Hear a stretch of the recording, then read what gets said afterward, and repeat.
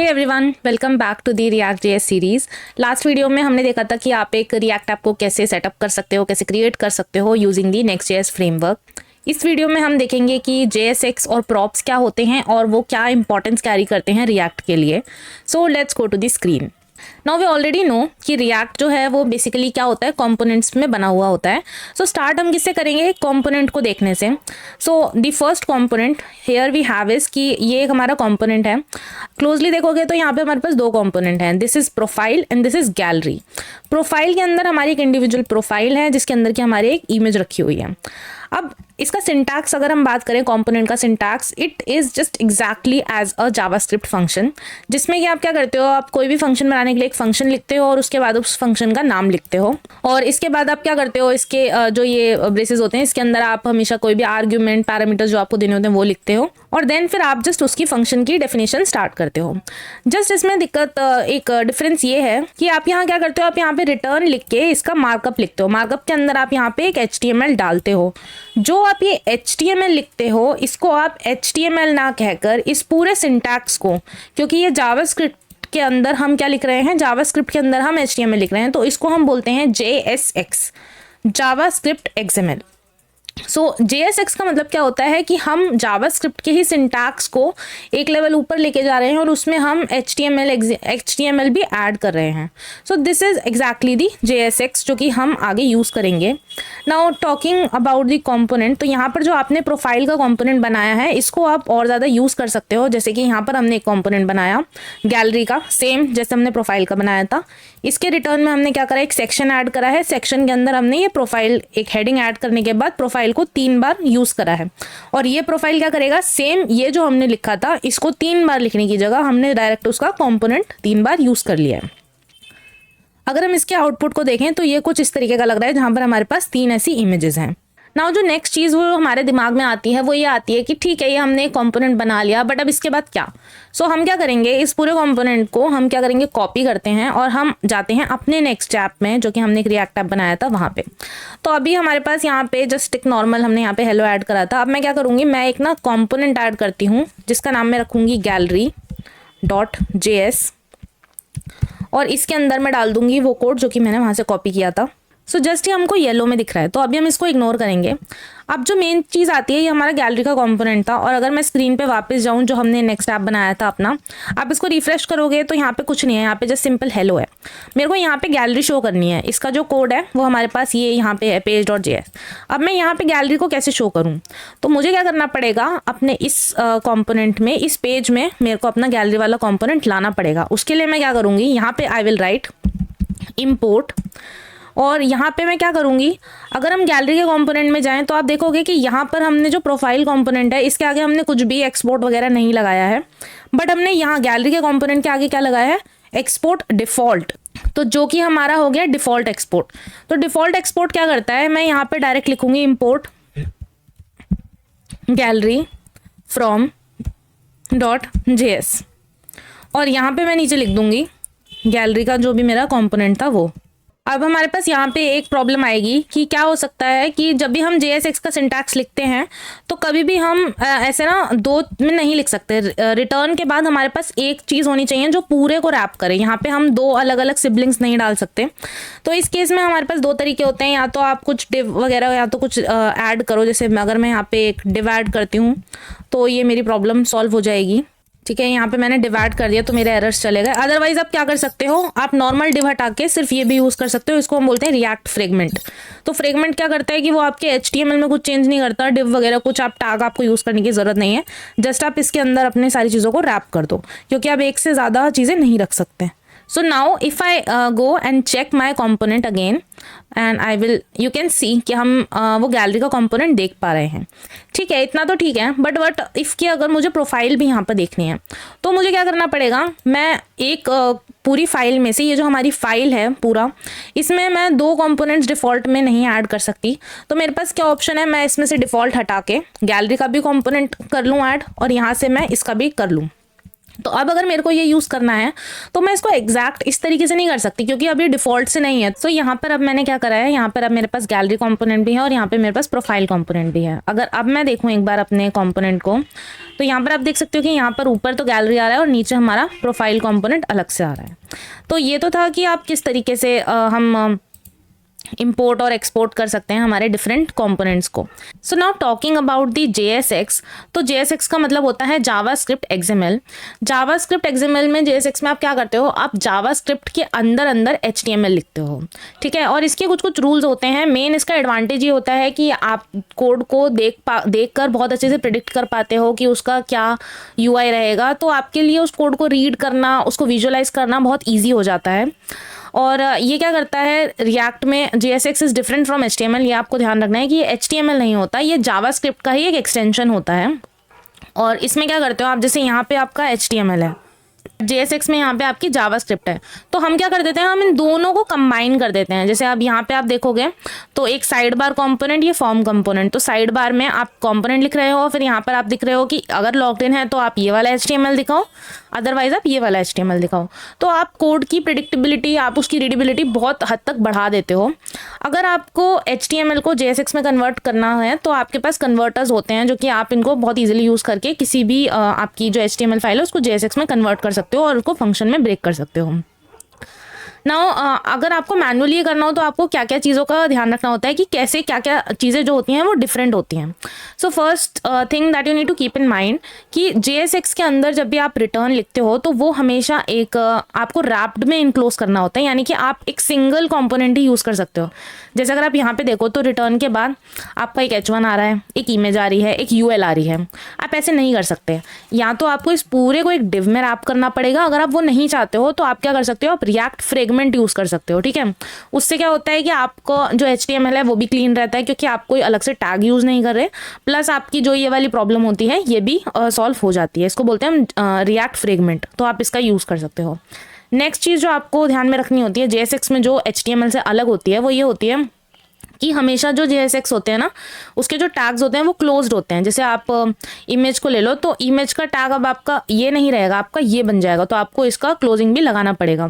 इसी तरीके से आपके LI जो हैं वो भी आपको इस तरीके से लिखने पड़ेंगे, ठीक है। तो तीसरी चीज़ जो होती है वो ये होती है कि आपको कैमल केस करना होता है चीज़ों को। जैसे कि आप क्लास नेम ले लो, तो इसमें भी आप क्या करो, क्लास नेम कैमल केस। अगर आप कोई CSS प्रॉपर्टी यूज़ करते हो, स्टाइल आप एट्रीब्यूट यहाँ पे ले सकते हो, तो स्टाइल के बाद लिखने के बाद अगर आपको बॉर्डर विड्थ आप लिख रहे हो, तो जैसे कि यहाँ पे स्ट्रोक विड्थ आप लिख रहे हो, तो आप ऐसे नहीं लिखोगे, आप उसको इस तरीके से लिखोगे, ठीक है। तो ये चीज़ें होती हैं। और बाकी ये तो मैंने आपको बताई दिया कि आप एक कन्वर्टर यूज़ कर सकते हो, जिससे आप अगर आपकी नॉर्मल HTML है तो आप उसको JSX में कन्वर्ट कर सकते हो, ठीक है। ये हमने JSX के बारे में सीख लिया। नेक्स्ट, JSX आपकी चीज़ों को ईजी कैसे बनाता है कि आप JSX में जो आपकी HTML होती है उसके अंदर आप क्या कर सकते हो, डायरेक्ट आप कोई भी आप अपना डायनेमिक चीज़ यूज़ कर सकते हो। जैसे यहाँ पे आप अवतार यूज़ कर रहे हो ना, तो यहाँ पर आपने जस्ट ब्रेसेस दिए, ये करली ब्रेसेस लगाए और यहाँ पर आपने वैल्यू अवतार की लिख दी, तो यहाँ पे ये जावास्क्रिप्ट का जो आपने यहाँ पे वेरिएबल बनाया है ना, तो यहाँ से ये उठ के फेच करेगा, ठीक है। तो आप ऐसे यूज़ कर सकते हो। प्लस अगर आपको कई बार, जैसे यहाँ पे भी आपने नेम यूज़ करा, देन अगर कभी आपको यहाँ पे कुछ फॉर्मेट वगैरह, कुछ फंक्शन वगैरह डालना हो, जैसे यहाँ पे हमने फंक्शन यूज़ करा, तो यहाँ पे हम फंक्शन ऐसे लिख के भी उसके अंदर आर्ग्यूमेंट पास कर सकते हैं, फंक्शन यूज़ कर सकते हैं, ठीक है। फिर उसके बाद हम डबल कर्लीज, यहाँ पर ये भी एक तरीका होता है कि हम ना स्टाइल ऐड ऑन कर सकते हैं। यहाँ पर हमको स्टाइल लिखना होता है, और उसके बाद ये तो एक है हमारा जो हम डायनेमिक लिख रहे हैं उसके लिए, ये है हमारा हम ऑब्जेक्ट पास कर रहे हैं उसके लिए। तो जब भी हम स्टाइल वगैरह किसी चीज़ को ऑब्जेक्ट पास कर रहे होते हैं ना, तो ये आपके हमेशा दो लगते हैं, कभी भी इसे एक मत लगाना है, ये हमको दो ब्रेसेस लगाने पड़ते हैं, ठीक है। नेक्स्ट चीज़ जो है हमारी करली ब्रेसेस के साथ, कि आप क्या कर सकते हो, आप कई बार ना चीज़ों को ऐसा भी कर सकते हो। जैसे यहाँ पे आप देखोगे कि यहाँ पे इतना पार्ट तो हमने डायनेमिक रखा और उसके आगे का हमने ये पूरा नॉर्मल स्टैटिक रखा, तो इससे क्या होगा, जो हमारी H1 होगी वो क्या बन जाएगी, उस इंसान का नाम, प्लस फिर यहाँ पर जो भी हम ये यहाँ पे S to do's ये लिखना चाहते हैं ना, ये हम इस तरीके से दिखा सकते हैं। तो ये था हमारा JSX का part. Now let's go to the props. Props क्या होती हैं, props is basically the data. तो प्रॉप्स में क्या करते हो, कई बार हमारे पास कुछ ऐसी इन्फॉर्मेशन होती है एक एप्लीकेशन के अंदर जो हम किसी पेरेंट कंपोनेंट से चाइल्ड कंपोनेंट को देना चाहते हैं। सपोज आपने डार्क थीम कुछ अप्लाई करा है, तो आप ऐसा तो नहीं चाहते ना कि वो एक पेज पे ही अप्लाई हो, आप चाहते हो कि हर एक कंपोनेंट पे, हर एक पेज पे वो चीज़ अप्लाई हो। तो वही चीज़ आप यूज़ करते हो प्लस जैसे कई बार क्या होता है कि आपके पास कोई लॉग्ड इन की इन्फॉर्मेशन है, यूज़र इन्फॉर्मेशन है, वो भी आप हर जगह देना चाहते हो। तो ये होता है हमारा बेसिकली डेटा। प्रॉप्स को हम बोल सकते हैं कि जो हमारा डेटा होता है जो हम पेरेंट से चाइल्ड की तरफ सर्कुलेट करते हैं, देते हैं। तो यहाँ पर अगर आप देखोगे तो यहाँ पर वी हैव दिस अवतार और इसमें यहाँ पर इमेज है, ठीक है। अब इस इमेज के अंदर हमने एक प्रोफाइल बनाई है, ये हमने एक बनाया और इसके अंदर हमने एक कंपोनेंट अवतार हमने यहाँ पे यूज़ करा है, ठीक है। तो ये तो नॉर्मल है। फिर उसके बाद क्या कर रहे हैं हम यहाँ पर passing props to a component. हम इस जो हमने बनाया है इसके अंदर हम कैसे पास कर सकते हैं। सो हमको पास करने के लिए क्या करना पड़ता है, जो हमने प्रोफाइल ये बनाया ना, यहाँ पे आप देखो हमने ये जो पर्सन है, ठीक है, ये हमारा एक प्रॉप है। ये जो हमारा कंपोनेंट है ना अवतार का, अभी हम क्या कर रहे थे, हमने जो ये अवतार का कंपोनेंट बनाया था उसमें हमने यहाँ पे जो class name, source, alt, width, height हमने ऐसे दी थी स्टैटिकली, इस तरीके से हमने यहाँ पे दी थी। बट अगर हमको ये सीधा सीधा अपने प्रोफाइल वाले कंपोनेंट से अवतार वाले कंपोनेंट में भेजनी हो तो हम कैसे भेजेंगे। तो यहाँ पर आप देखो, यहाँ पे हमने पर्सन लिखा, अवतार के अंदर अंदर ये यहाँ पे हमने डायरेक्ट क्लोज ना करके यहाँ पे ऐसे पर्सन लिखा और यहाँ पे हमने प्रोफाइल में उसका पूरा पर्सन का पूरा ऑब्जेक्ट डाल दिया। सेम हमने साइज में भी अपना पूरा वैल्यू डाल दी।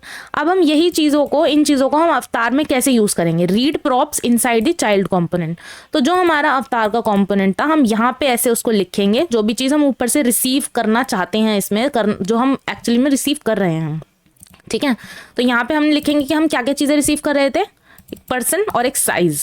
तो यहाँ पर हम लिखेंगे पर्सन साइज और यहाँ पर अब हम क्या करेंगे, हम स्टैटिकली वैल्यूज ना डाल के अब हम यहाँ पे डायरेक्ट उसको डायनेमिकली डालेंगे और फिर हम ऐसे एक्सेस कर पाएंगे। अब इससे क्या होगा कि आप क्या कर पाओगे, प्रोफाइल के अंदर ही आप जो भी आप डेटा अपना ले रहे हो, जैसे सपोज आप एपीआई से डेटा फैच कर रहे हो, तो आप प्रोफाइल के अंदर ही यहाँ पर ही आप डायरेक्ट अवतार में उसको लिख पाओगे कि आप अवतार को डायरेक्ट भेज पाओगे। आपको अवतार वाले वेरिएबल को आपको उसमें कुछ चेंज नहीं करना, ये जस्ट आपने एक बार बना दिया, सीधा सीधा प्रोफाइल वाले जो आपका कॉम्पोनेंट है उससे आप अवतार के अंदर वो इन्फॉर्मेशन भेजोगे और वो डायनेमिकली चेंज होगी, ठीक है। तो इस तरीके से हम प्रॉप्स को यूज़ कर सकते हैं। अभी तो हमने क्या करा था, हमने डीस्ट्रक्चर करा था, यहाँ पे करली ब्रेसेस लगा के पर्सन और साइज लिखा था, बट अब इस तरीके से भी यूज़ कर सकते हो। अब सीधा यहाँ पे प्रॉप्स लिखो, फिर प्रॉप्स डॉट जो भी आपने नाम से लिया है ना, dot person, dot name, dot size, वो आप यहाँ पे यूज़ कर सकते हो, ठीक है। और हमारे पास दो चीज़ें और होती हैं कि अगर सपोज करो कि आप कोई डिफ़ॉल्ट वैल्यू सेट करना चाहते हो तो वो भी आप इस तरीके से कर सकते हो, ठीक है। Then we have this profile, यहाँ पर अब देखो यहाँ पे हम रिसीव कर रहे हैं और यहाँ पे हम उसकी वैल्यूज़ को लिख रहे हैं।